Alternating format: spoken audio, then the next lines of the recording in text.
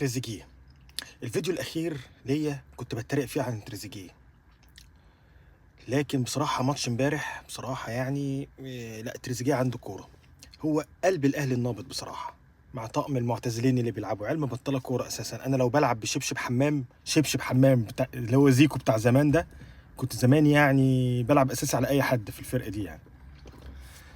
بصراحه الترب دوت بصراحه مش عارف. انت ماسك الفرقه بقالك كتير، ولعبتهم ماتشات كتيره، ولعبت في الرابطه، ولعبت في كاس مصر، فانت المفروض عارف امكانيات اللعيبه كلها.